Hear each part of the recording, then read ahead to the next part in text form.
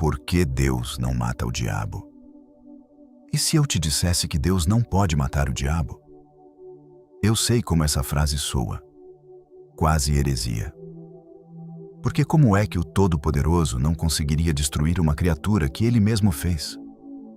Segura essa incomodação comigo. Porque no fim desse vídeo, você vai entender uma coisa sobre o caráter de Deus, que muda a forma como você lê a Bíblia inteira.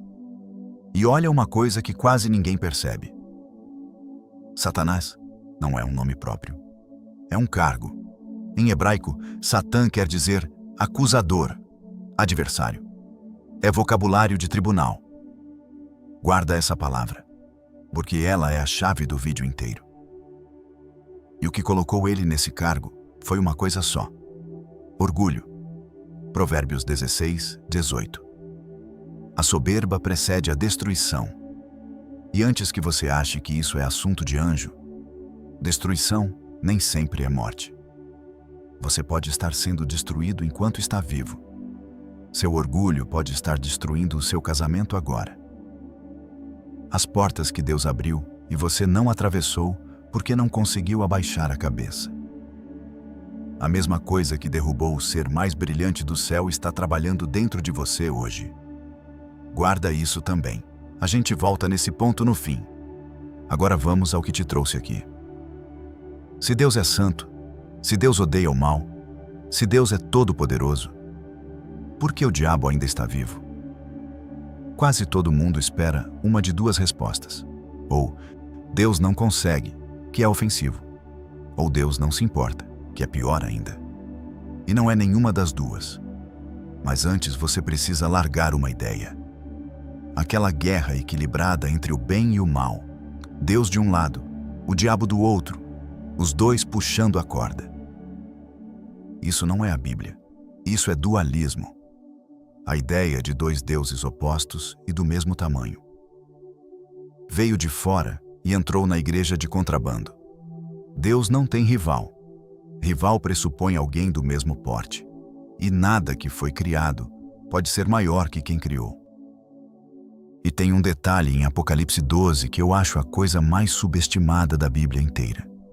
Houve guerra no céu. Miguel e os anjos dele lutaram contra o dragão. Batalha real, exércitos de verdade. Agora me responde. Onde estava Deus nessa cena? Ele não aparece, não desce, não luta. A maior rebelião da história do universo, e o Criador não precisou entrar em campo. Um arcanjo resolveu. Isso não é uma luta justa. Isso é autoridade absoluta. Deus não está em guerra para descobrir se ele ganha. Ele já ganhou. Então a pergunta fica desconfortável. Porque agora a gente sabe que não é falta de poder.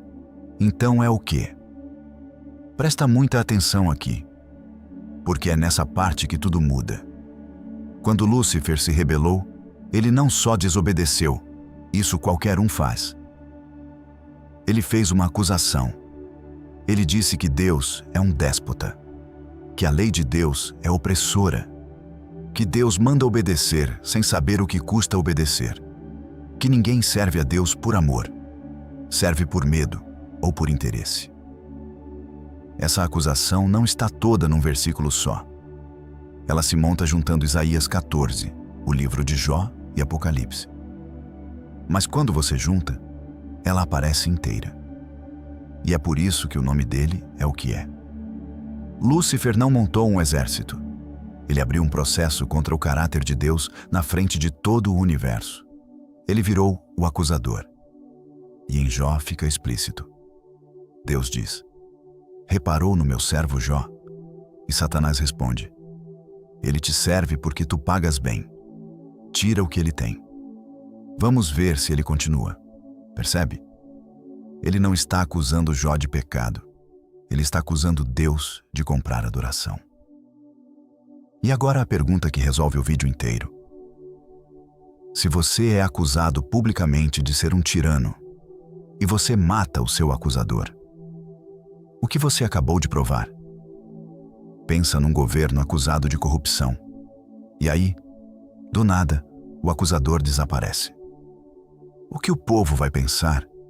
Que o governo é inocente? Ou que o governo acabou de confessar? Se Deus tivesse destruído Lúcifer no segundo seguinte à acusação, o universo teria ficado calado, mas não convencido.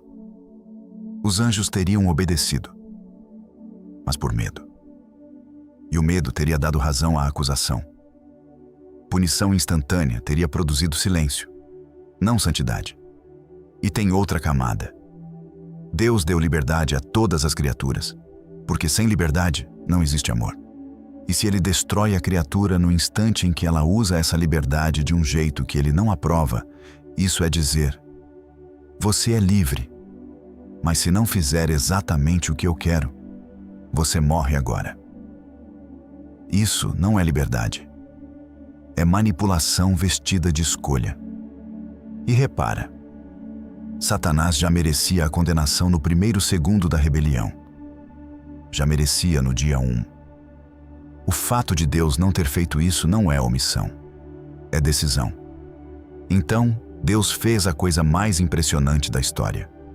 Ele aceitou o julgamento, deixou o processo correr, deixou a acusação ser testada.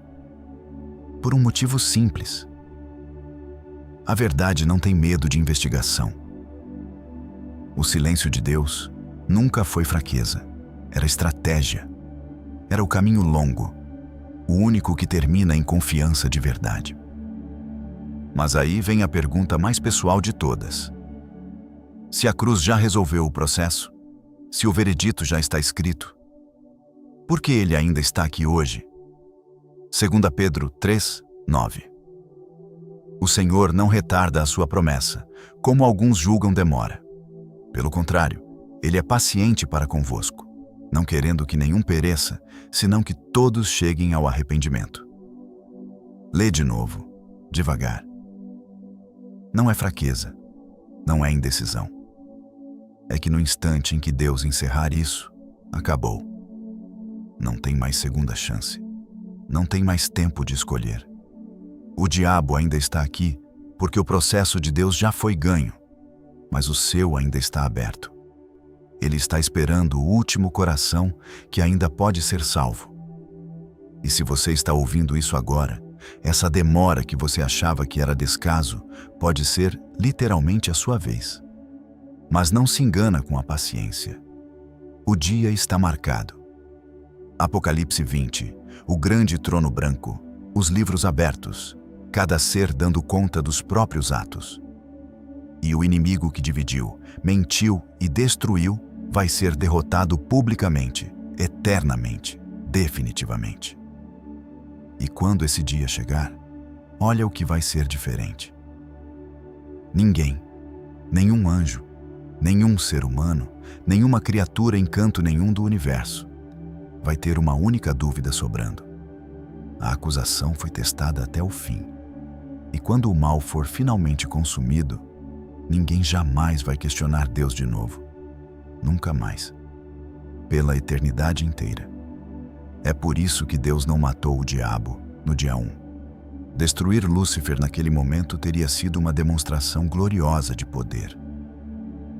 Mas não a demonstração mais completa possível de tudo o que Deus é. E Deus escolheu a mais completa, não a mais rápida. Então, Deus pode matar o diabo? Pode. Mas agora você entende que essa nunca foi a pergunta certa. A pergunta certa é por que ele ainda não matou. E a resposta é: porque a justiça dele é perfeita demais para ter pressa. Porque o amor dele pela verdade, pela liberdade e por você é tão profundo que ele esteve disposto a esperar, disposto a ser mal interpretado, disposto a sofrer e disposto até a morrer. Se esse vídeo te ajudou a enxergar Deus de um jeito diferente, deixa o like, se inscreve e me conta nos comentários. Qual parte te pegou de surpresa?